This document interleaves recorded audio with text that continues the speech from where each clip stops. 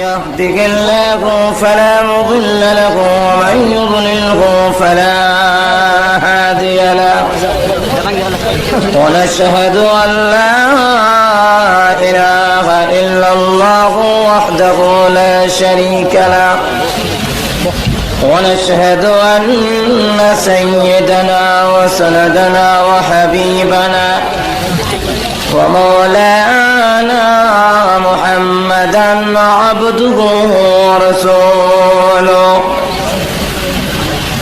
الذي أرسل إلى الناس كافة بشيرا ونذيرا وداعيا إلى الله بإذنه وسراجا منيرا أما بعد فقد قال الله تعالى في كلامه المجيد وفي فرقانه الحميد أعوذ بالله من الشيطان الرجيم بسم الله الرحمن الرحيم وبشر الذين آمنوا وعملوا الصالحات أن لهم جنات تجري من تحتها الأنهار كلما رزقوا منها من ثمرة رزقا قالوا هذا الذي رزقنا من قبل وأتوا به متشابها ولهم فيها أزواج مطهرة وهم فيها خالدون بارك الله لنا ولكم في القرآن العظيم ونفعنا وإياكم بالآيات والذكر الحكيم صلى الله على سيدنا ومولانا محمد وعلى آله وأصحابه وسلم صلى الله على سيدنا ومولانا محمد وعلى آله وأصحابه وسلم بلغ العلا بكماله كشف الدجى بجماله حسنت جميع خصاله صلوا إلهي दिखा दे हमें दियारे मदीना इलाही बना दे हमें गुबारे मदीना बलगल उला बिकमालिही कशफ तुजा بجماله حسنت جميع خصاله صلوا عليه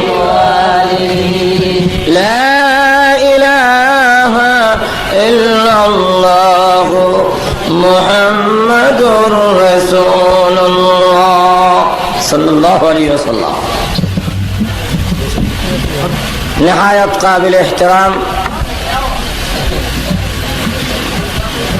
শাহ সৈয়দ তাজউদ্দিন রহমতুল্লাহ আলাইহি সমাজ কল্যাণ সংস্থা পরিষদ আয়োজিত আজকের এই ঐতিহাসিক মহাসম্মেলনের সভাপতি মদ্দাজিল্লাহুল আলী মুআজ্জাজ মুকাররম উলামায়ে কেরাম, উপস্থিত সমবেত সর্বস্তরের ইসলাম প্রিয় মুসলমান ভাইরা, পর্দার অন্তরালে অবস্থানরত অত্যন্ত শ্রদ্ধেয় মা ও বোনেরা, মহান আল্লাহ রাব্বুল আলামিনের দরবারে অসংখ্য অগণিত শুকর আদায় করছি, যিনি অত্যন্ত দয়া করে আজকের এই সম্মেলনে আমাদেরকে শরীক হওয়ার তৌফিক দান করেছেন।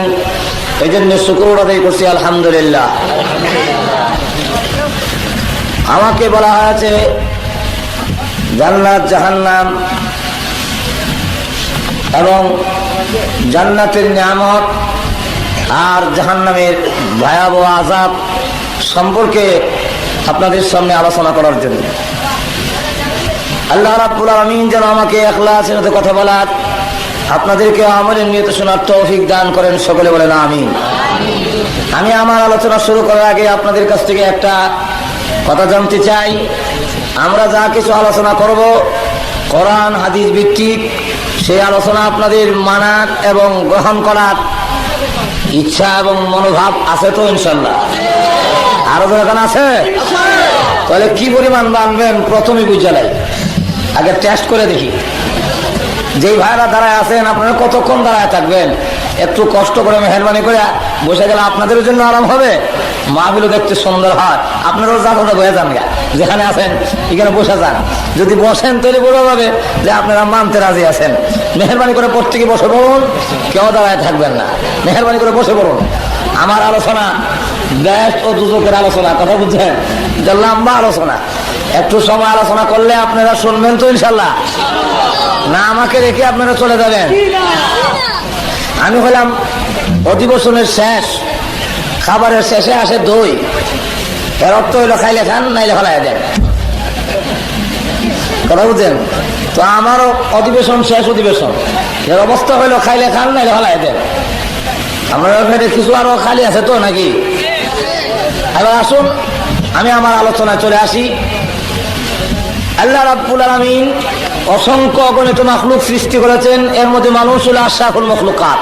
যারা কান ঠিক না, আরো যারা কান ঠিক না, এই মানুষকে আল্লাহ রাব্বুল আলামিন তার গোলামি করার জন্য সৃষ্টি করেছেন। যারা কান ঠিক না, আল্লাহ নিজে বলেছেন ওয়ামা খালাকাতুল জিন্না ওয়াল ইনসা ইল্লা লিয়াবুদুন। আল্লাহ বলেন মানুষ আর জিন গোষ্ঠীকে তার ইবাদতের জন্য, তার গোলামির জন্য সৃষ্টি করেছে। এই ইবাদত কি আল্লাহ কি ইবাদতের মুখাপেক্ষি নাকি? আমরা সকলে যদি আল্লাহর ইবাদত করি, গোলামি করি, এতে কি আল্লাহর সম্মান বাড়বে? আর এত জোরে কান বাড়বে? আমরা যদি সকলেই আল্লাহ না করে সকলে যদি আল্লাহর গোলামি ছেড়ে দেই, এতে কি আল্লাহর ইজ্জত সম্মান কমবে? কমবেও না, বাড়বেও না। আল্লাহ এমন এক সত্তা যার কমতি নাই, যার বাড়তি নাই, যার লয় নাই, যার ক্ষয় নাই। যারা কম ঠিক না, তাহলে আল্লাহ কেন বললেন তার গোলামির জন্য আমাদেরকে সৃষ্টি করেছেন? এই জন্য তাফসীর কারকরা লিয়াবুদুনের অনেক ব্যাখ্যা করেছেন। এর মধ্যে একটা ব্যাখ্যা হলো লিয়াবুদুন আই লিয়ানফাউন, মানুষের ফায়দা হবে, ইবাদত করলে তোমাদের লাভ হবে। যারা কান ঠিক না, মানুষ যদি আল্লাহর গোলামি করে, আল্লাহর ভক্ত করে, এতে মানুষের লাভ। যখন কার লাভ? আরো যখন কার লাভ?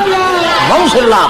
মানুষ আল্লাহর গোলামি করলে, আল্লাহর ভক্ত করলে আল্লাহ রাব্বুল আলামিন ওয়াদা দিয়েছেন, হে নবী আপনি সুসংবাদ প্রদান করুন, ওয়াবাশশিরিল্লাযীনা আমানু ওয়া আমিলুস সালিহাতি আন্না লাহুম জান্নাত।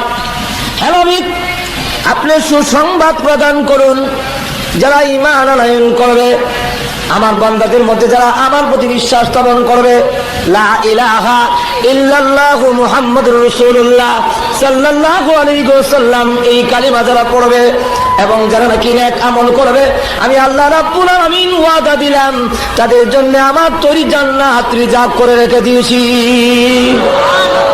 আয়াতের মধ্যে আল্লাহ রাব্বুল আলামিন উল্লেখ করেছেন ইন্নাল্লাযীনা আমানু ওয়া আমিলুস সালিহাতি কানাত লাহুম জান্নাতুল ফিরদাউসি নুজুলা। আল্লাহ রাব্বুল আলামিন বলেন যারা কি ঈমান আনবে এবং আমলে সালেহ নেক আমল করবে, আমি আল্লাহ রাব্বুল আলামিন তাকে জান্নাতুল ফিরদাউসের মেহমান বানাবো। কোন জায়গার মেহমান? জান্নাতুল ফেরদাউসের মেহমান। কারণ জান্নাতুল ফেরদাউস তথা জান্নাত পেতে হলে পূর্ব শর্ত হলো ইমানদার হইতে হবে। যেরকম কি হইতে হবে? আর যেরকম কি দার? ইমান না আনলে নবীর বাপ হইলো খাতির নেই। যেরকম ঠিক না? বাইরে আমার দুনিয়ার সমৃদ্ধির জন্য, দুনিয়ার উন্নতির জন্য, দুনিয়ার ইজ্জত পাওয়ার জন্য সেখানে ইমান শর্ত নয়। হোক সে মুমিন হোক সে কাফের, সকলকে আল্লাহ রাব্বুল আলামিন দুনিয়ার সমৃদ্ধি, দুনিয়ার উন্নতি, বেঈমান কাফেরদেরকে আল্লাহ রাব্বুল আলামিন দান করবেন। দুনিয়ার ইজ্জত আল্লাহ রাব্বুল আলামিন যেমন মুমিনকে দিয়েছেন, কাফেরকে দেন নাই?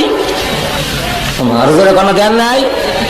বিশ্বের সবচেয়ে বড় প্রেসিডেন্টের নাম কি? আরো জোরে কোন কি? বুশ। তাহলে এই বুশ রাষ্ট্রীয় সম্মান পাইছে না পাইছে না? আরো জোরে কোন পায় নাই? তাহলে আল্লাহ রাব্বুল আলামিন কাফেরদেরকেও সম্মান দেন, কাফেরদেরকেও ইজ্জত দেন। তার পবিত্র কোরআন শরীফের সূরা বনী ইসরাঈলের মধ্যে উল্লেখ করেছেন আল্লাহ রাব্বুল আলামিন কাফেরদেরকেও দুনিয়ার সম্মান দিবেন, দুনিয়ার ইজ্জত দিবেন, আবার মুমিনদেরকেও দিবেন। তবে কাফেরের চাইতে মুমিনদেরকে ইজ্জত, সম্মান, ধন সম্পদ আরো বেশি দিবেন। যেরকম ঠিক না? তাহলে এই পৃথিবীর মালিক আল্লাহ। যেরকম কে? এই পৃথিবীর মালিক কে? আল্লাহ। যদি পৃথিবীর মালিক হয়ে থাকে, রাজত্বের মালিক যদি আল্লাহ হয়ে থাকে, বুশ প্রেসিডেন্ট হয় কোন যুক্তিতে? যেরকম ঠিক না? বুশ রাষ্ট্রীয় প্রধান কেমনে হয় এটা আমার বুঝে ধরে না। হুজুর সাল্লাল্লাহু আলাইহি সাল্লামকে আল্লাহ রাব্বুল আলামিন বলেন, হে নবী আপনি বলুন, কোন আপনি বলুন, আল্লাহুম্মা মালিকাল মুলক তুতিল মুলকা মান তাশা ওয়া তানজিউল মুলকা মিম্মান তাশা। হে নবী আপনি বলুন, আয় আল্লাহ আপনি রাজত্বের মালিক, আপনি যাকে ইচ্ছা তাকে রাজত্ব দান করেন, যার কাছ থেকে ইচ্ছা রাজত্ব ছিনায় নেন। আল্লাহ রাজত্বীয় ক্ষমতা, রাষ্ট্রীয় ক্ষমতা দান করেন, আবার রাষ্ট্রীয় ক্ষমতা ছিনায় নেন। দেওয়ান এবং নেওয়ানের ক্ষমতা কার হাতে? আরো যখন কার হাতে? এই আয়াতের শান নজুল বলবো নাকি? আরো যখন বলবো, সমস্ত বেঈমান কাফেররা যখন ঐক্যবদ্ধ হয়ে এসেছিল, হুজুর সাল্লাল্লাহু আলাইহি সাল্লামকে নিশ্চিহ্ন করা হবে, সাহাবায়ে কেরামকে মদিনা থেকে নিশ্চিহ্ন করা হবে, মদিনা নামে কোনো জিনিস রাখা হবে না, সবগুলো একখানে নিশ্চিহ্ন করা হবে। যেইভাবে আজ আফগানিস্তানের জমিনকে নিশ্চিহ্ন করার জন্য সমস্ত বেঈমান কাফের ঐক্যবদ্ধ হয়ে ওসামা বিন লাদেনের নাম দিয়া আফগানিস্তানকে নিশ্চিহ্ন করার ষড়যন্ত্র করে সকল দল মত নির্বিশেষে ঐক্যবদ্ধ হয়ে আসছে। যেরকম দেখি না ঠিক না? ঠিক তেমনি ভাবে মদিনা থেকে নিশ্চিহ্ন করা হবে, সমস্ত দল মত নির্বিশেষে ঐক্যবদ্ধ হয়ে এসেছে 15,000 সোলজার নিয়ে। এদের মধ্যে 4,000 সোলজার আছে, সৈন্য আছে, যারা একজন 1,000 সৈন্যের মোকাবেলা করতে পারে। হুজুর সাল্লাল্লাহু আলাইহি সাল্লাম তখন সাহাবীদেরকে নিয়ে পরামর্শে বসলেন কি করা যায়। তো সাহাবীদের মধ্যে একজন সাহাবী ছিলেন, তার নাম হলো সালমান ফারসি রাদিয়াল্লাহু আনহু। সে সালমান ফারসি বলেন, হুজুর আমার বাড়ি তো পারস্যে, আমি দেখেছি বহিরাগত কোনো হামলা আসলে সেখানে আমরা বড় একটা খাল খনন করে ফেলি, যাতে করে দুশ্মন খালটা ডিঙ্গে আমাদের সামনে আসতে না পারে। অতএব আমরা যদি একটা খাল খনন করে ফেলি তাহলে মনে হয় আমাদের প্রতিহত করা, প্রতিরোধ করা আমাদের জন্য সহজ হবে। 3.5 মাইল লম্বা সালমান ফারসির পরামর্শে খাল খনন করার জন্য নির্দেশ দেওয়া হলো।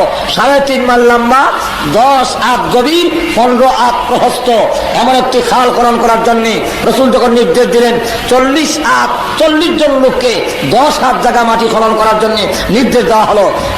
একটির মধ্যে রাসূলের নামও ঘোষণা করলেন। তো 10 ভিতরে হযরত সালমান ফারসির নামও ঘোষণা করা হলো যে সালমান ফারসি এই 10 হাতের ভিতরে মাটি খনন করবে। রাসূল 2টা দাগ দিয়েছেন, দাগের ভিতর দিয়ে তোমরা মাটি কাটবা। সালমান ফারসি যে বন্ধক করে দিয়েছেন আল্লাহ রাসূল, এই বন্ধকের ভিতরে বিশাল একটা পাথর পড়ে গেল, যে পাথরটা ভাঙাও সম্ভব না, উঠানো সম্ভব না। আবার রসুলের দাগটা ডিঙ্গায় অন্যদিকে খাল খনন করে নেওয়া এটা যুক্তিসঙ্গত না। অতএব এখন কি করা যেতে পারে? আল্লাহ রাব্বুল আলামিন সকল সাহাবী বাদ দিয়ে সালমান ফারসির বন্ধকের মধ্যে এত বড় পাথর কেন দিলেন? আল্লাহ বুঝাইতে চান, ও সালমান তুমি পরামর্শ দিয়েছো খাল খনন করলেই কাবের প্রতিহত হয়ে যাবে, প্রতিরোধ করা যাবে। আসলে কাবেরকে প্রতিরোধ করা, প্রতিহত করা, কাবেরদের উপরে মুসলমানের বিজয়ী হওয়া, এটা সৈন্যের বলে নয়, অস্ত্রের বলে নয়, ক্ষমতার বলে নয়, খালের বিনিময় নয়, এটা আল্লাহর সাহায্যে মুসলমান বিজয়ী লাভ করে। যেরকম ঠিক না? এই জন্য সালমান ফারসির বন্ধকের মধ্যে বিরাট বড় একটা পাথর পড়ে গেল। এখন তুমি না কইসলা যে এই খাল খনন করতে পারলে প্রতিরোধ করা যাবে, এখন পাথর কাটো, এখন তার পাথর সরাতে পারে না। হুজুর সাল্লাল্লাহু আলাইহি ওয়াসাল্লামের কাছে গিয়ে বললেন, হুজুর এখন পাথর তো পড়ে গেছে, পাথর রেখে তো আমরা খাল খনন করতে পারতেছি না। রাসূল তখন নিজে ওই কোদাল নিয়ে এসে যখন পাথরে আঘাত করলেন, রাসূলের গায়ে এই পৃথিবীর 4000 পুরুষের গায়ে যেই পরিমাণ শক্তি, আল্লাহ একা রাসূলকে সেই পরিমাণ শক্তি দান করছিলেন। হুজুর সাল্লাল্লাহু আলাইহি ওয়াসাল্লাম তখন সমস্ত শক্তি প্রয়োগ করে কোরআনের আয়াত পড়েন আর আঘাত করেন। যেই মাত্র আঘাত করেছে, আঘাত করার সাথে সাথে পাথরটা টুকরা হয়েছে, ঠিক সাথে সাথে আগুন ধরে উঠেছে। এই আগুনের ফুঁকাত যেই মাত্র জ্বলে উঠেছে, রাসূল তখন বললেন আলহামদুলিল্লাহ। আবার যখন আঘাত করলেন, করে আরেকটা টুকরা হলো, আগুন জ্বলে উঠলো, রাসূল আবার বললেন আলহামদুলিল্লাহ। সাহাবীরা জিজ্ঞাসা করেন, ওগো আল্লাহর নবী আলহামদুলিল্লাহ বললেন কেন? রাসূল বলেন, যেই মাত্র আগুন জ্বলে উঠেছে, ওই আগুনের ফুঁকাতে আমাকে আল্লাহ রাব্বুল আমিন রোম সম্রাটের সমস্ত রাজপ্রাসাদ বিল্ডিং গুলো আমার চোখের সামনে তুলে ধরেছে। যেই মাত্র বিল্ডিং গুলো দেখতে লাগলাম, এমনি জিবরাইল আমার কানে কানে কয়, ওগো আল্লাহর নবী সেই দিন বিশুদ্ধ না, এমন একদিন আসতেছে সেই রোমের রাজপ্রাসাদ গুলো আপনার উম্মতের পদতলে এসে যাবে। রাসূল বলেন, তখন আমি আলহামদুলিল্লাহ বললাম। আবার যখন নাকি আমি আঘাত করেছি, আগুন জ্বলে উঠেছে, এই আগুনের প্রকাশের মাধ্যমে আল্লাহ পারস্য সম্রাটের সমস্ত রাজপ্রাসাদ বালাখানা বিল্ডিং গুলো আমার চোখের সামনে তুলে ধরলেন। জিবরাইল তখন আমার কানে কানে বলল, হুজুর ওই যে বিল্ডিং গুলো দেখা যায় সেই দিন বেশি দূরে নয়, এই বিল্ডিং এর মালিক আপনার উম্মত হবে, সেই জায়গাও আপনার উম্মতের পদতলে এসে যাবে। রাসূল বলেন, তখন আমি বললাম আলহামদুলিল্লাহ। যখন রাসূল এই ঘোষণা দিলেন, কাফেররা তখন হাসে আর কয়, ক্রিটিসাইজ করে আর কয়, মুহাম্মদ শুনলে মুখে হাসি পায়, পেটে মাত্র বাঁধে রাখছে, খাওয়ান নাই, ফিট ডাকবার কাফন নাই, দুশ্মন প্রতিহত করার মতো ক্ষমতা নাই, খাল খনন করতেছে আগেই ভয়ে। আর সেই জায়গা বলে কোথায় রোম সম্রাট আর পারস্য সম্রাট নাকি তার উম্মতের অধীনে এসে যাবে। নাউযুবিল্লাহি মিন যালিক। আমরা যখন বলি যে আমেরিকা মহাশক্তির মালিক, সারা বিশ্ব এক হয়ে আফগানিস্তানের মতো ছোট্ট একটা দেশ হামলা করেছে, উসামা বিন লাদেনকে হত্যা করার জন্য 24 ঘন্টা টাইম দেওয়া হয়েছিল। কিন্তু আমরা যখন বলি সেই দিন বেশি করে নয়, এমন একদিন আসতেছে আমেরিকার হোয়াইট হাউসের মধ্যে ইসলামের পতাকা উড্ডীন হবেই হবে ইনশাআল্লাহ। তখন একদল আছে মুনাফিকের গোষ্ঠী, ওরা যখন আসেনি, আরো যখন আসেনি না মোল্লা তালেবান শেষ, উসামা বিন লাদেন শেষ, যেরকম বলে না রেখাম, আমরা যেরকম বলে না। আসলে পরাজয় কি উসামা বিন লাদেনের না বুশের? কেমনে? সে বলছিল সারা বিশ্বের শক্তি আমার সাথে একত্রিত করে, 24 ঘন্টার ভিতরে উসামা বিন লাদেনকে জীবিত অথবা মৃত বিশ্ব আদালতের সামনে হাজির করা হবে। যেরকম ঠিক না? 24 ঘন্টা গেল, 24 দিন গেল, 24 সপ্তাহ গেল, 24 মাস যাওয়ার পথে উসামাকে গ্রেফতার করবে দূরের কথা, তার পাগড়ির লেজের লাগালো এখনো হয়নি। যেরকম ঠিক না? আর কিয়ামত পর্যন্ত বুশে হওয়া সম্ভব নয়। যেরকম ঠিক না? এতে প্রমাণিত হয়ে গেল 24 ঘন্টায় পারল না, 24 সপ্তাহ পারল না, এতে প্রমাণিত হয়ে গেল বুশের পরাজয়। যেরকম ঠিক না? আরো যেরকম ঠিক না? আর দেখা গেল তালেবান শেষ, মোল্লা ওমর শেষ, সব শেষ। কিন্তু মাঝে মাঝে আবার দেখা যায় গর্তের ভিতর থেকে বের হইয়া এমন মাইর দেয়, একদিনের মাইরে 220 জন নাই, হাসপাতালের কোনো সিট খালি নাই, আমেরিকার সৈন্য আহত সৈন্যের কারণে। যেরকম ঠিক না? যখন নাকি মুনাফিকরা এইভাবে উপহাস করতে আরম্ভ করলো, আল্লাহ তখন এই আয়াত নাযিল করে বলেন, হে নবী আপনি বলুন, আল্লাহুম্মা মালিকাল মুলক তুতিল মুলকা মান তাশা ওয়া তানজিউল মুলকা মিম্মান তাশা। আয় আল্লাহ তুমি রাজত্বের মালিক, যাকে ইচ্ছা তাকে রাজত্ব দান করো, আর যার কাছ থেকে ইচ্ছে ছিনায় আনো। রাষ্ট্রীয় ক্ষমতা দেওয়া আর নেওয়া এরা একমাত্র তুমি মালিক। যেরকম ঠিক না? আল্লাহ যদি রাজত্বের মালিক হয়ে থাকে, নমরুদ কোন যুক্তিতে প্রেসিডেন্ট হয়, ফেরাউন কোন যুক্তিতে হয়, কোন যুক্তিতে কিল্টন আর বুশ রাষ্ট্রীয় ক্ষমতায় পায়, এটা আমার বুঝে ধরে না, আপনার বুঝে ধরেনি। আরো এরকম ধরে এই বুশকে আল্লাহ সম্মান কেমনে দিল? এত বড় লাল গালিচা দিয়ে মানুষের সম্মান দেয়, এই সম্মান কেমনে হইল? কাফেররা সম্মান পায় কেমনে? আমি আপনারা একটা যুক্তি দিলে আপনারা বুঝে ধরবে। দেবো নাকি? আরো এরকম দেব? আপনাদের বাড়িতে গরু আসেনি? আরো দরকার নাই। এই গরু যতক্ষণ পর্যন্ত জীবিত থাকে ততক্ষণ পর্যন্ত কেউ যদি তার গায়ে একটা আছর দেয় এমনি আপনি লাঠি সুরা লইয়া বলে দেন, হ্যাঁ দেখা তুমি কার হওয়া, যেরকম ঠিক না ঠিক না। আর যখন মারা যায় তখন এটা কি প্যাকেট করে ভরে রাখেন না ফেলে দেন? ফেলে দেন।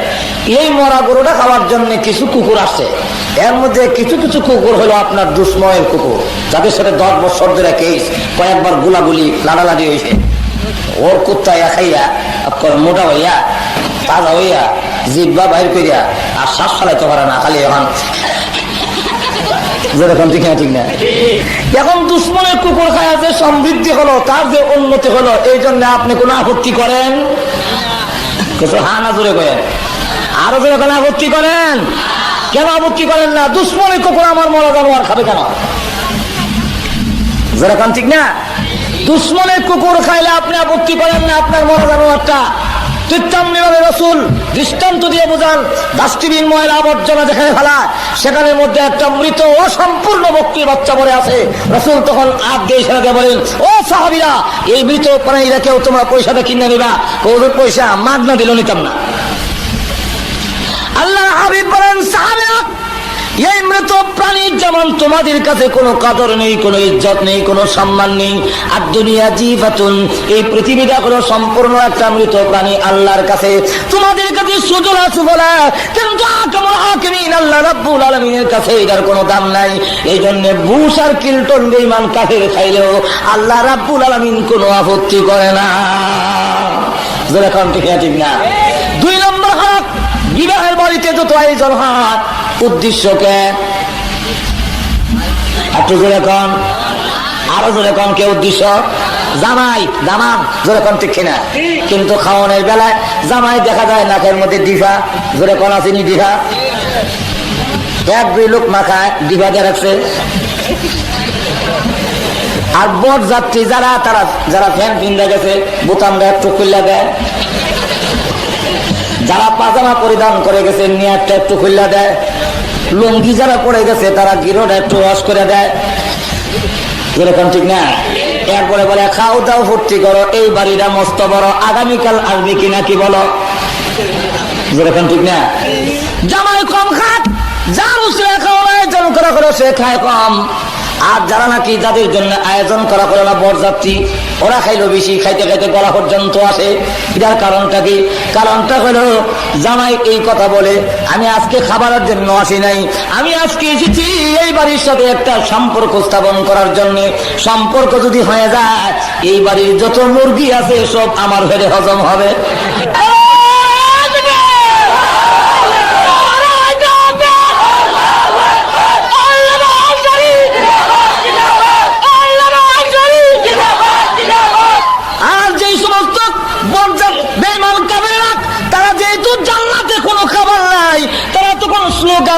গান গায়, খাও দাও ভর্তি করো, এই বাড়িটা মস্ত বড়, এই পৃথিবী মস্ত বড়, আগামীকাল বাঁচবে কিনা কি জানো।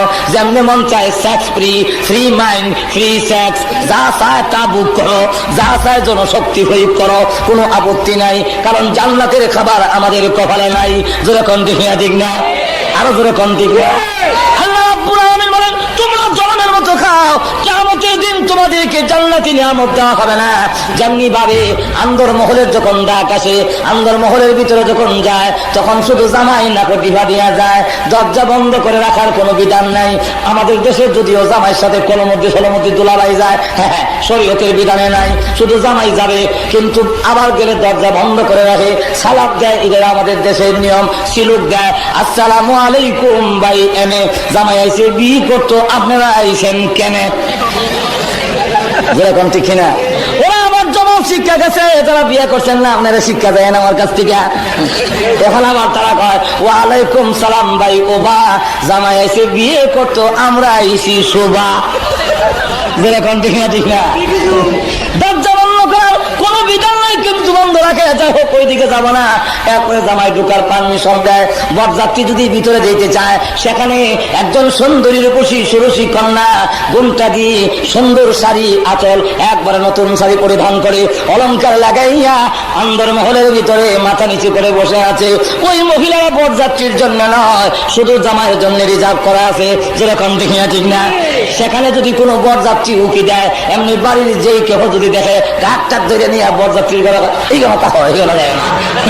যেরকম ঠিক না, ঠিক না, বরযাত্রীর ঘরে যেতে দেয় না, দেখা এই জামার ঘরে আন্দর মহলে যেতে দেয় না, বরযাত্রীর ঘরে পৌঁছায় দেয়। ঠিক তেমনি ভাবে কিয়ামতের কঠিন ময়দানে আল্লাহ ডাক দিয়ে বলবেন, উদখুলুহা বিসালামিন আমিনিন। এই বান্দারা, জান্নাতের গেট তোর জন্য উন্মুক্ত, তোর জন্য খুলে দেওয়া হয়েছে। ভিতরে গিয়ে দেখ সুরুচি সুন্দরী রূপসী কন্যা, এমন সুন্দর আঁচল মাথায় দিয়া, মাথা নিচের দিকে দিয়ে তোর জন্য অপেক্ষা করতেছে। তার মাথার আঁচলটা, এই যে শাড়ির যে আঁচল, এটার দাম তামাম পৃথিবী বিক্রি করলেও আল্লাহ রসুল বলেন জান্নাতি হুরুল গিলমানের শাড়ির আঁচলের দাম হবে না।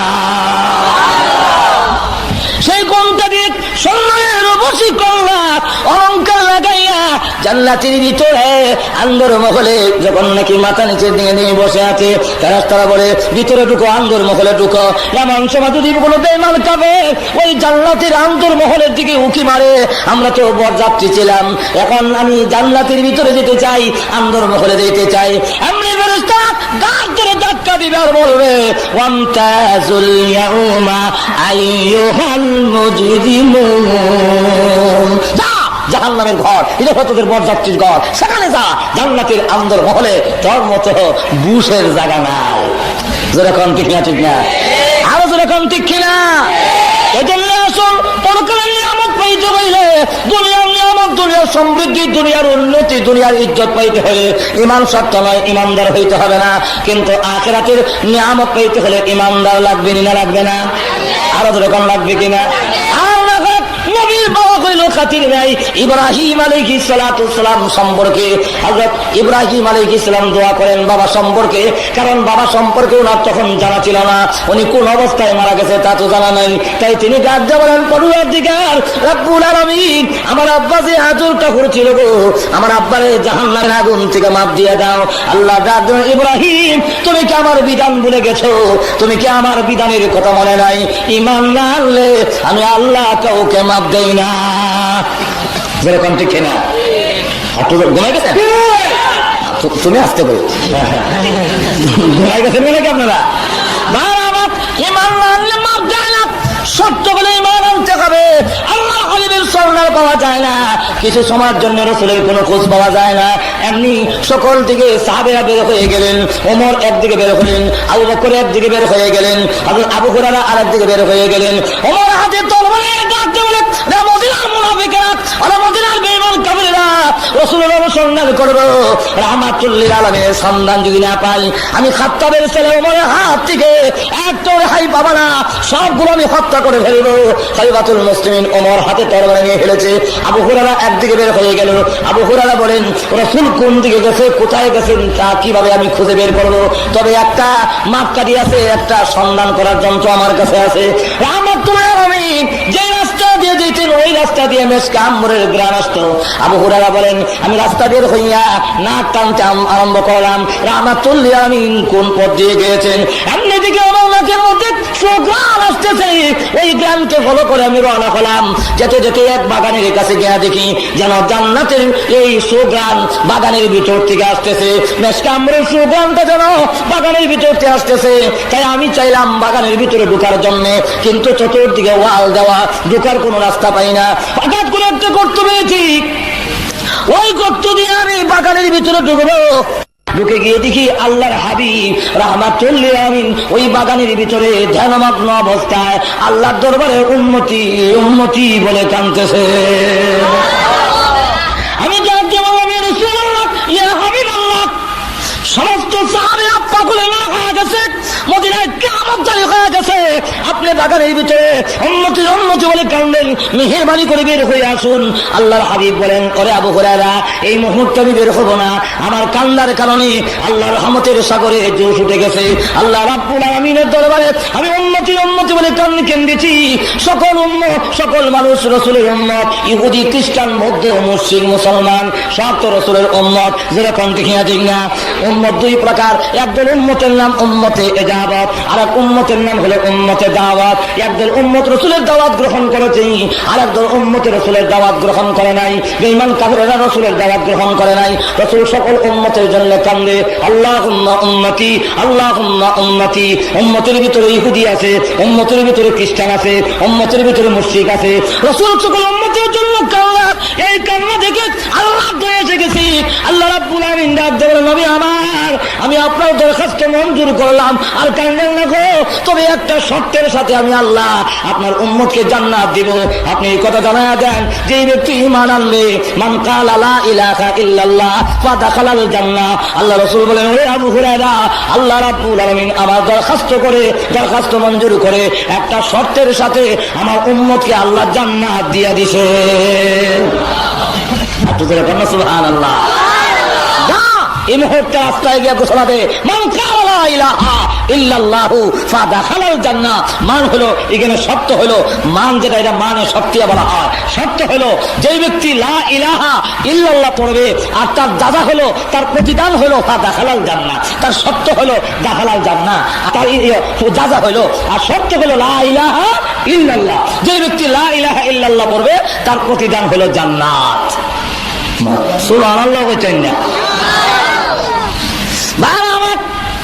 আল্লাহ রাসূল আবু হুরায়রা যা ঘোষণা দেখ, আবু হুরায়রা বলেন, হুজুর, যেখানে আপনার সন্ধান পায় না, এখন আমি গিয়া যদি বলি লা ইলাহা ইল্লাল্লাহ, মায়ের একটু মারি ছড়তো না, আমার সকলে মারবে। হুজুর বলেন, এই নাও জুতা দিলাম, জুতা লইয়া যাও। যদি কেউ বিশ্বাস না করে আমার জুতা দেখাইও। কেউ বলেন আবু হুরায়রা রাসূলের জুতা মাথায় লইছেন, কেউ বলেন বুকুল তুলে লিয়ে বাড়িছে, দাওয়াত দিব। প্রথমে যে লোকটাকে গাইলেন, এই লোকের নাম হলো হযরত উমর। কি নাম? গরম না ঠান্ডা? রাসূলের সন্ধান পাইছি, পাইছ কোথায়? কোথায় বলবো পরে? আগে বলো লা ইলাহা ইল্লাল্লাহ ফাদাখালাল জান্নাহ। ওমর কয়, লা ইলাহা ইল্লাল্লাহ মাস একটা সব। হযরত আবু হুরায়রা বলেন, খারওয়াল ইস্তি, আমি সর খাইয়া গুজে গিয়ে আমার ছোট ছোট করছি। আর উমরের সবটা রাসূল বলছেন দাওয়াত দেওয়ার জন্য, তুমি আমার সর মারলা, আমি এখন রাসূলের কাছে বিচার দেব। ধরে গেছে, আপনি বলেন না দাওয়াত দেওয়ার জন্য? হ্যাঁ বলছি। আমার উমরের সর মারল গেলা, দেখে উমর ভিজে খারাপ। হ্যাঁ, তুমি অত তাড়াতাড়ি কেমন আইলে? আমার কান্দ ভর দিয়েছ কত জন্য খারাপ, আমার সর মারছ কেউ শর্মা লাগেন। হুজুর, আপনি তো আল্লাহর রহমতের সাগর ডুবন্ত ছিলেন, আপনি যে বলছেন তা তো সত্য, কিন্তু সাধারণ পাবলিক এটার অর্থ বুঝবে না। তারা মনে করবো নামাজ না পড়লেও চলবো, লা ইলাহা ইল্লাল্লাহ বললেই ছাড়বো। রাসূল বলেন, আবু হুরায়রা, উমর যেটা বুঝছে ঠিকই বুঝছে, সাবধান, এইভাবে কইও না। তো সত্য হলো লা ইলাহা ইল্লাল্লাহ, এই সত্য দেওয়া হয়েছে। তুমি কি সেই বিধান ভুলে গেছো? ও ইব্রাহিম, তুমি কি জানো না আমি কাফেরদেরকে মাফ দিব না? ইব্রাহিম আলাইহিস সালাম ডাক দেন, আল্লাহ তুমি তো তাও বলেছো পয়গম্বরদেরকে কিয়ামতের ময়দানে কোনো অপমান করবে না। হ্যাঁ, এটা তো ঠিক। তো দুইটা ঠিক হয় কেমনে? একটা না ঠিক হইব? আল্লাহ দুটোই ঠিক, দুটো ঠিক কেমনে? কেমনে দেখবে নাকি? বলে হ্যাঁ, এমনি ইব্রাহিম আলাইহিস সালামের দুই হাতের মাঝখান দিয়া জাহান্নাম পর্যন্ত সমস্ত পর্দা সরাই দেওয়া হয়েছে। ইব্রাহিম আলাইহিস সালাম জাহান্নামের দিকে তাকায় দেখেন, অদ্ভুত একটা প্রাণী জাহান্নামের আগুনে জ্বলতেছে। আল্লাহ, একটা প্রাণী যে জাহান্নামের আগুনে জ্বলতেছে সেটা তো চিনছি না। আল্লাহ ডাক দেবেন, এটি হলো তোমার বাবা আজর টাহুরটা। হ্যাঁ, আজর টাহু আমার আব্বা। বলে হ্যাঁ, তো সুরত চিনা যায় না? ওইটা আমি করছি। কেন করছেন? তো তোমার ইজ্জত সম্মান রক্ষার জন্য আমি তোমার আব্বার সুরত পরিবর্তন করে দিয়েছি, যাতে লোকেরা তোমার আব্বা চিন্না তোমাকে লজ্জা দিতে না পারে। আমি আল্লাহ সুরত পরিবর্তন করে দিয়েছি। শান্তি পাওয়ার জন্য আল্লাহ রাব্বুল আলামিন ওয়াদা দিয়েছেন। তাই প্রথমে বলেন, ওয়াবাশশিরিল্লাযীনা আমানু ওয়া আমিলুস সালিহাত। প্রথম নম্বর হলো ঈমান যারা আনবে। আল্লাহ রাব্বুল আলামিন বলেন, হ্যাঁ আমার বান্দাদেরকে যারা কি প্রথমে লা ইলাহা ইল্লাল্লাহ পড়ে ঈমান আনবে, আমি আল্লাহ তাদের জন্য আমার তৈরি জান্নাত রিজার্ভ করে রেখে দিয়েছি। যাকে ছোট্ট বেহেশত দেওয়া হবে, এই বেহেশতটা হবে এই পৃথিবী 10টা পৃথিবীর সমান। আটু করে কন্যা সুবহানাল্লাহ। আর উপরেরটা কত বড় বলবো নাকি?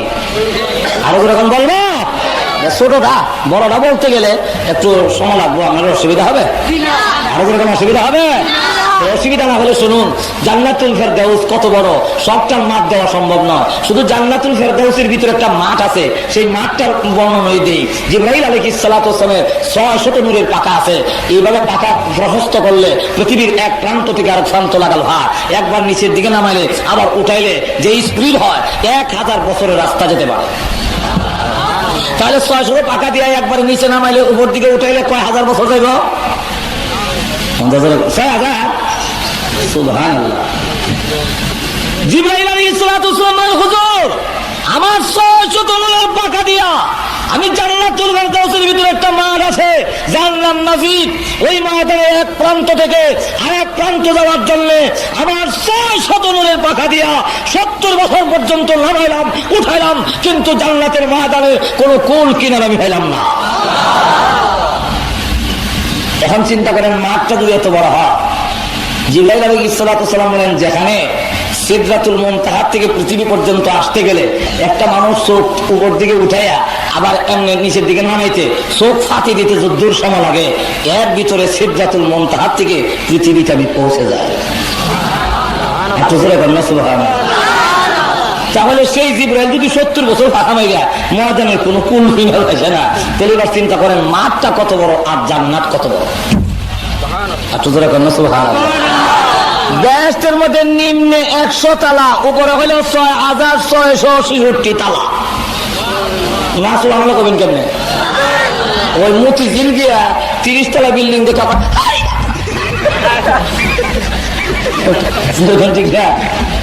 30 তলা বিল্ডিং। আর দেশের নিম্নে 100 তালা, উপরে 6,666 তালা। আজকে যাদের মাথায় পাগড়ি দেওয়া হলো তারা 6,666 তালার উপরে থাকবে, কিন্তু আবেশ সাহেবরা নিজের দাম নিজেও বুঝে না।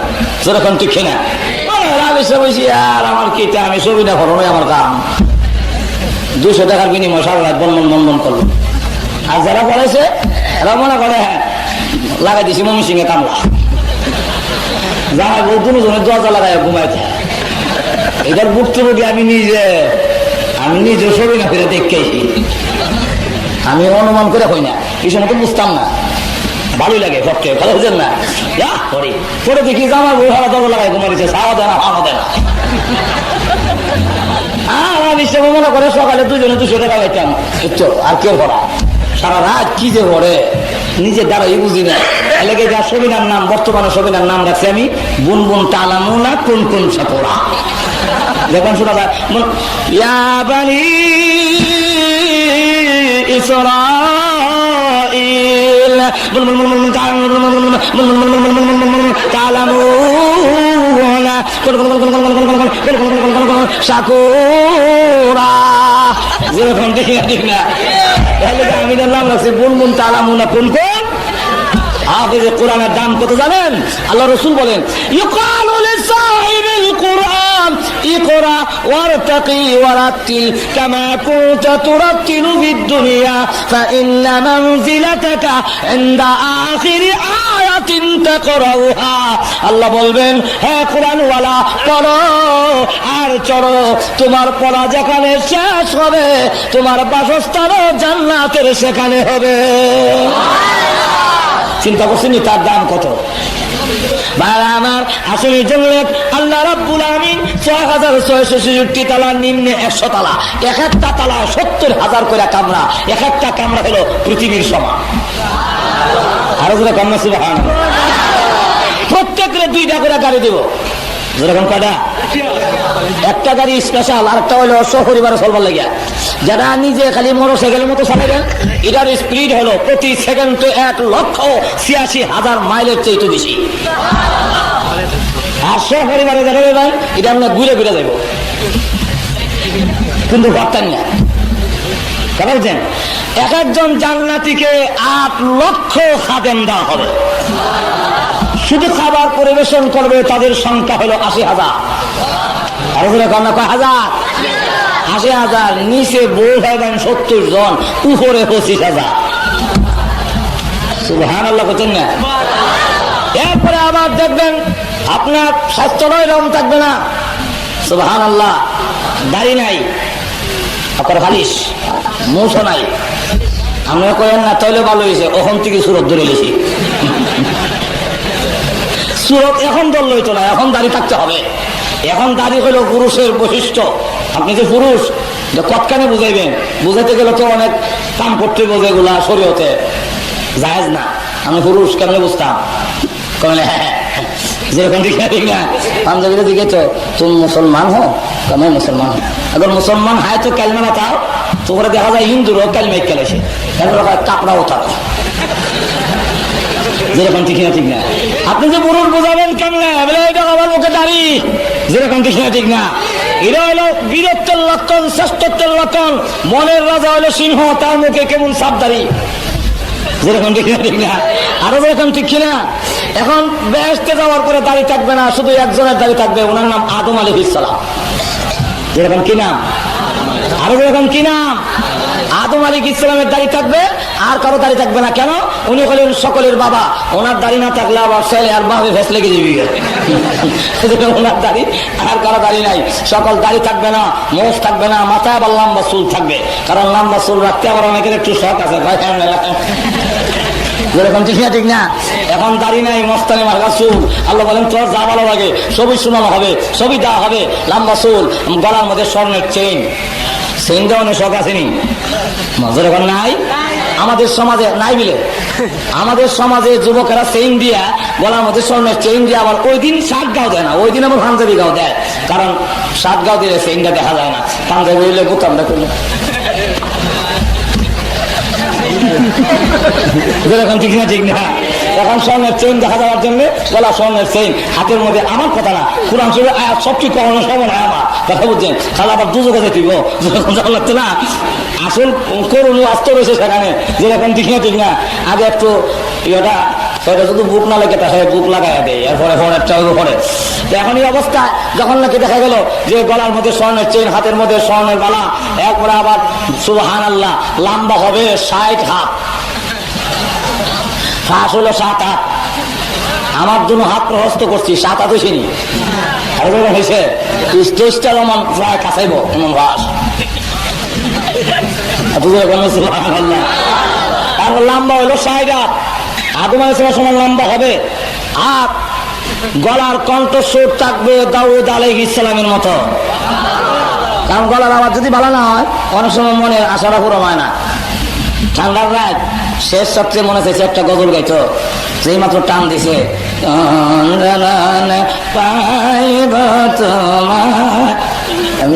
গুতা দেখো ছাগলের লাগান খেললে গেবে মাইতেছ, গলার আওয়াজটা বাড়ানোর দিকে কোথাও না। জান্নাতের ভিতরে কণ্ঠস্বর দাউদ আলাইহিস সালামের মতো হবে, আর চেহারার রং হবে ইউসুফ আলাইহিস সালামের মতো, চরিত্র হবে মুহাম্মদ রাসূলুল্লাহর মতো। তখন তাকে এই জান্নাতি পুরুষ সুবহানাল্লাহ পুরো গিলমান তার দিকে তাকাইয়া 10 বছর তাকাইয়া বলবো, ইমন সুন্দর পুরুষ আর জীবনে কোনোদিন দেখছি না। বেহেশতের ভিতরে ঢুকবেন, আপনার জন্য যে এই চেয়ারটা হবে, চেয়ারটার উচ্চতা হলো আলা ফুরুশিম মারফুআ। এই আয়াতের ব্যাখ্যা রাসূল নিজে তাফসীর করেন, জমিন থেকে আকাশ পর্যন্ত উঁচা হবে, স্প্রিং সুবহানাল্লাহ। ওর মধ্যে আবার অর্ধশায়িত চেয়ার, মুত্তাকিইনা আলা সুরুরিন মুতাকাবিলিন, এমনি অর্ধশায়িত, সামনে বউ সামনে আর আপনার চেয়ার, স্বামী স্ত্রী দুজন যদি ভালো একটা বাড়ির মধ্যে, এরপরে দুইজন দুই চেয়ার মধ্যে এলাম দিয়ে বইয়া প্রেম আলাপ করা যায়, ওহ কত মজা। যেরকম ঠিক না ঠিক না। এই সময় যদি আমার চাকর চাকরানি খাদেম খুদ্দামেরা শরবত নিয়ে আসে, চা নিয়ে আসে, কফি নিয়ে আসে, আই সুবহানাল্লাহ ট্যাং শরবত নিয়ে আসে, তাহলে আরো জমে। যেরকম ঠিক না ঠিক না। ইয়াতুফু আলাইহিম বুলদানুন মুখাল্লাদুন বিআকওয়াবিন ওয়া বারিকা ওয়া কাসিম মিন মাইন। তখন দেখা যাবে কেটলি দিয়া শরবত নিয়ে আসবে, আর এসে এসে শরবত দিবে, আপনারা সামনাসামনি স্বামী স্ত্রী বসা, সুবহানাল্লাহ ওয়া বিহামদিহি। এখন আবার যে টেবিল আছে, এই টেবিলে খাওয়ান, যখন নাকি শরবত খাইয়া একবারে আবার খাওয়ান নিয়ে আসছে, 80,000 খাদেম খাবার মিশিয়া, ওরা দুনো হাতে প্লেট আছে, এই হাতে প্লেট, এই হাতে প্লেট। এখন চিন্তা করেন 80 1,60,000 প্লেট খাবার আসবে, 70,000 প্রকারের আইটেম সামনে দেওয়া হয়েছে। তখন কবে আমার কোনো মেহমান এলে কোথেকে দেবো, আমার তো আর কেন গোলা ভরা দাম নাই, পুকুর ভরা মাছ নাই, কোথেকে দেবো মেহমান আসলে? আচ্ছা অর্ধেক রেখে দাও। ফ্যাট তো এমন এক জিনিস, এরা বেহেশতে যাওয়ার পরে তোদের কি দেওয়া লাগবে না, আবার দিলে যা ইচ্ছা তা দেওয়া যাবে, অসুবিধা নাই। এখন এরকম বুক লাগে না, অর্ধেক রেখা দিই, এমনি ডাক আসবে, জান্নাতি পুরুষ, তোমার জন্য 1,60,000 প্লেট দিলাম। আরো যদি কোনো মেহমান আসে রে বাবা, তোর চিন্তা করতে হবে না, মেহমান আসতে দেরি হবে, আমি আল্লাহর পক্ষ থেকে 1,60,000 প্লেট খাবার হাজির হইতে দেরি হবে না।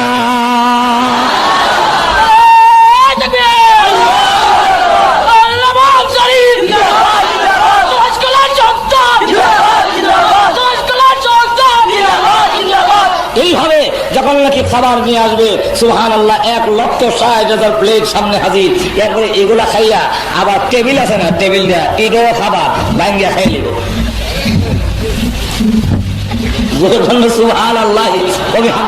প্রথম যে বেহেশতের নাস্তাটা দিবে, এই নাস্তাটা হইলো তাম পৃথিবীর মাটির রস চিপটা বাইর করবে। এর মধ্যে আঙ্গুর, নাশপাতি, বেদানা, আম, কাঁঠাল, জাম, সাম যা আছে সব এর মধ্যে মজা আছে।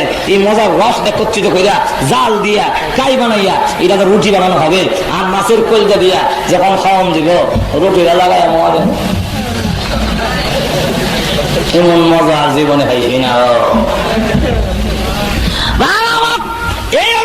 জান্নাতের ভিতরে মার্কেট আছে, সেখানে মার্কেটে যাবে স্ত্রী নিয়ে।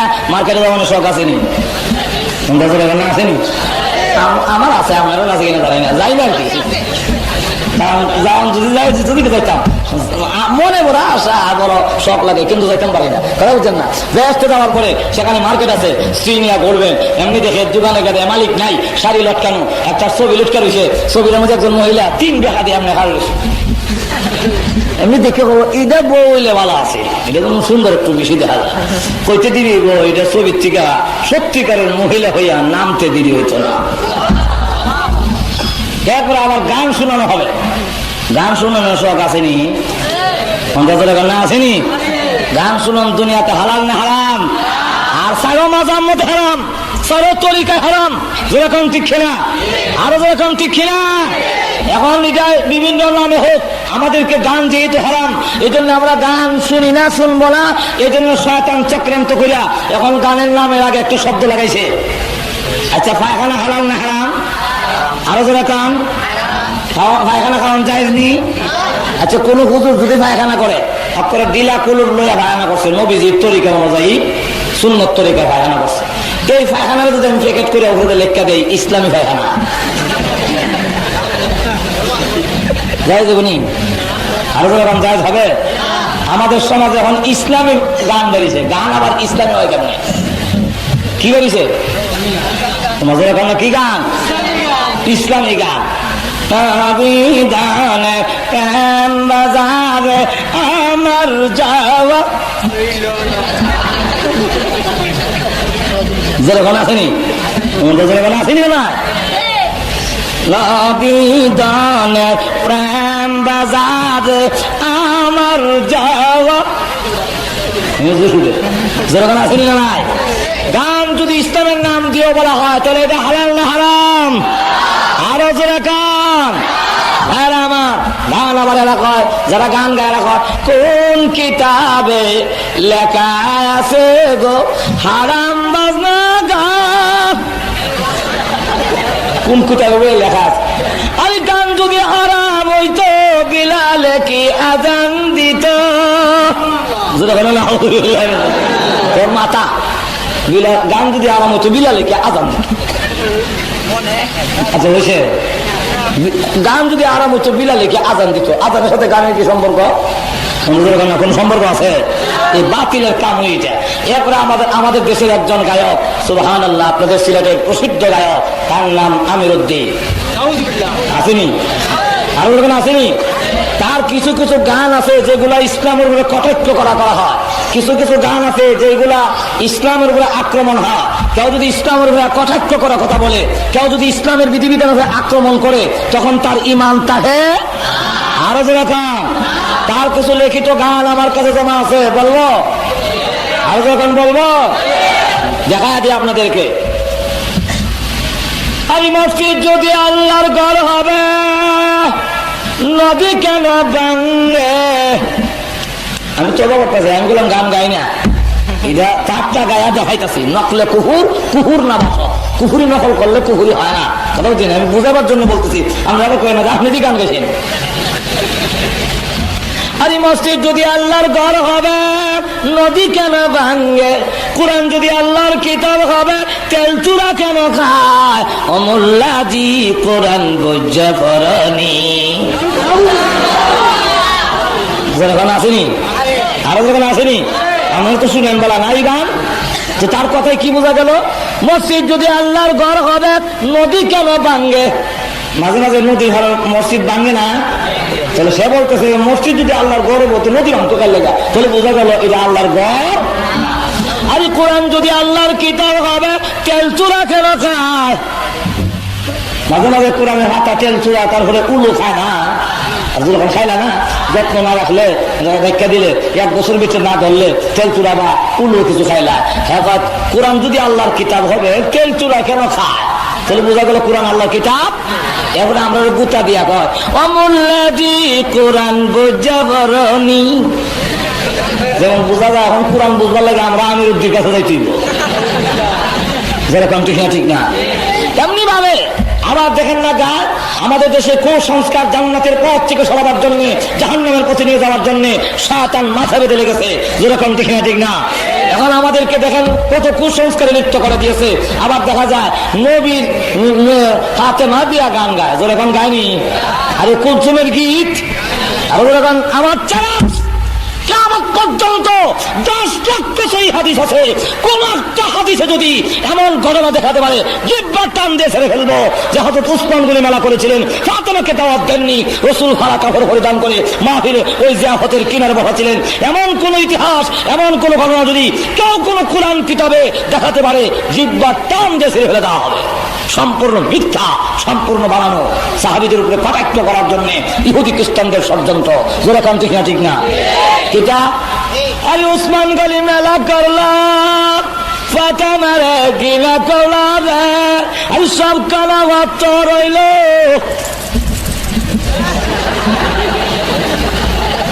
যেরকম আসেনি আসেনি না, কোন সময় উসমান গনি মিলা করছিল, ফাতেমারে ঘৃণা করে দাওয়াত দিছিল না, নবীর সাহাবীদের চরিত্র বুঝি মনে ছিল, তখন অনেক যেরকম আসেনি কিছু লোক, আর যখন আসেনি না সম্পূর্ণ মিথ্যা। নবীর সাহাবীদের প্রতি এভাবে কটাক্ষ করে তারা কথা বলে, ঈমান থাকবে না যাইব, না থাকবে না যাইব, এটাই এমনি গান গাই, এটা আলাদা কথা, কিন্তু আবার ইসলাম আক্রমণ করে কথা, এতে ঈমান ঈমান।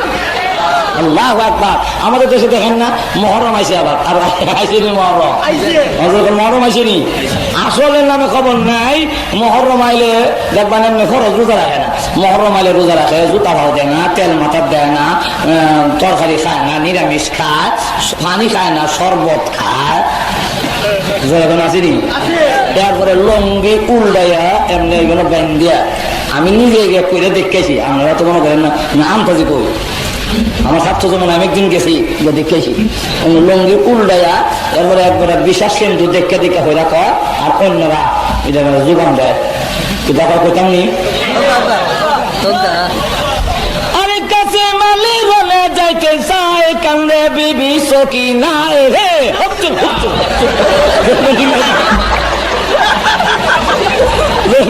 ঠিক না আরো যেরকম ঠিক কিনা আসেনি। এরপরে কি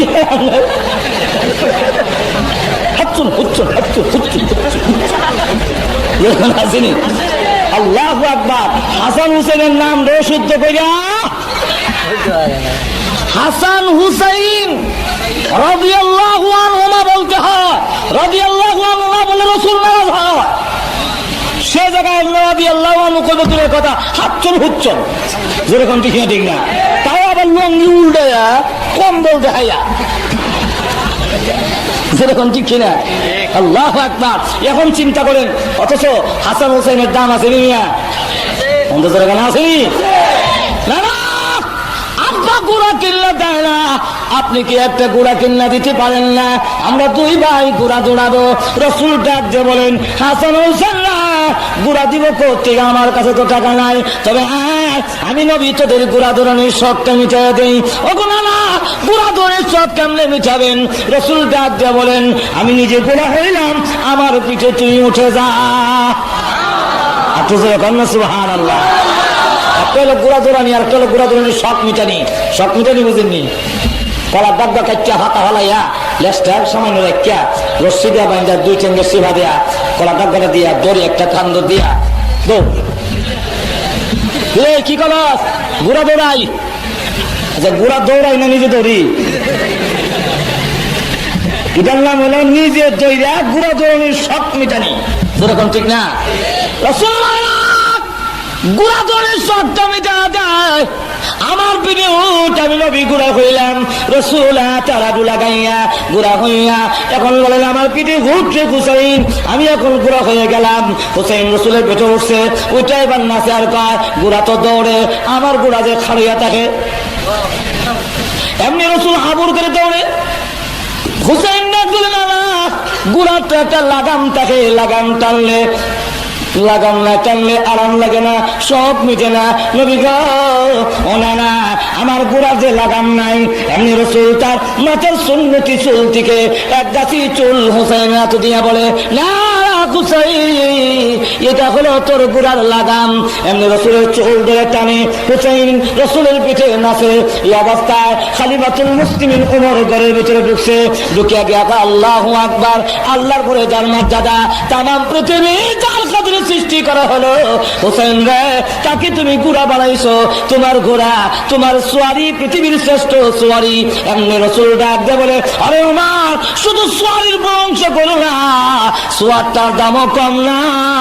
এটা সারা গালির নাতি না রে, এটা আমি মুহাম্মদুর রাসূলুল্লাহর নাতি। হুসাইনের দাম আসেনি? আরো বলে আসেনি? কইতাম নি নানা নাতির বহস, কইতাম নি বহস। আরো যখন বললো অসুবিধা হইতেছে, তাহলে আমার আর লাগাল ভাই না ভাই সারা ঘরে নাই। ঘুমাই গেছেন গা? ইদানিং এই সাইডে তো কোনো মাহফিল আছে বলে মনে হয় না। সুতরাং আর তাড়াতাড়ি সারাসারি নাই। রাজি আছে না? আপনারা মনে করেন না যে আমি বুঝি সারা থেকে পারবো, পারতাম না, আমার আরো সমস্যা আছে। বলেন না বলে মনে হয় আজকে সারা রাতে মনে ছাড়তো না। হাসান হোসেন, হযরত হুসাইন 4.5 বছর বয়স, রসুলের কুলে বসে জিজ্ঞাসা করে, নানা গো, আপনার শ্রেষ্ঠ না আমি শ্রেষ্ঠ? আপনার দাম বেশি না আমি হুসাইনের দাম বেশি? রসুল বলেন, হুসাইনে কার সাথে তুমি তুলনা দাও? আমি রসুল, আমি তোমার নানার দাম অনেক বেশি। এমনি হুসাইন আমার বেশি, আমার বেশি। তোমার বেশি লোকের আমার থেকে তোমার বেশি কেমনে হবো? কেমনে হবে এটা কি বলতে হবে নাকি? বলে হ্যাঁ বলো। কথা বলেন আপনার আব্বা কারা? ঘুমাই গেছেন গা? 4.5 বছরের বাচ্চা ইউন যুক্তি দেওয়া কথা বলা না, চিন্তা করছিনি তার ব্রেন, তার হাওয়া, তার জেহেন কত। ডাক দেওয়া কয় আপনার আব্বাকে, আমার আব্বা আব্দুল্লাহ। ও খালি আব্দুল্লাহ যে? শুধু আব্দুল্লাহ? আগেও কোনো ডিগ্রি নাই, পিছনে কোনো ডিগ্রি নাই। আপনার আব্বা হলো শুধু আব্দুল্লাহ। কয়জনে ছেলে, কি ডিগ্রি আছে? আর আমার আব্বাকে আপনি ছিলেন? হুসাইনের আব্বারে চিনে না? আর হুসাইনের আব্বাকে রসুল চিনুন না? আপনি আমার আব্বা ছিলেন? তোমার আব্বাকে কল দেখি। আমার আব্বা হলো মদিনার সবচেয়ে বড় আলেম। আমার আব্বা হলো আসাদুল্লাহিল গালিব, আল্লাহর বিজয়ী ভক্ত। আমার আব্বা হলো জান্নাতের সার্টিফিকেট প্রাপ্ত সাহাবী। আমার আব্বা হলো রাসূলের কলিজার টুকরা, আদরের দুলালি হযরত ফাতেমার স্বামী। বলুন আপনার আব্বার চাইতে আমার আব্বার মর্যাদা বেশি না কম? অনেক বেশি। তাহলে আপনি কোন পুরুষের ছেলে আর আমি কোন পুরুষের ছেলে? যেরকম সুবহানাল্লাহ। রাসূল ডাক দেয়া, আর কি আছে বলো? কারো বলতে হবে? বলে হ্যাঁ। তাহলে বলুন আপনার মাকে। আমার মা আমেনা? ও শুধু আমেনা? আগে পিছিয়ে কোনো ডিগ্রি নাই। আপনি কি আমার মাকে চেনেন? সুবহানাল্লাহ।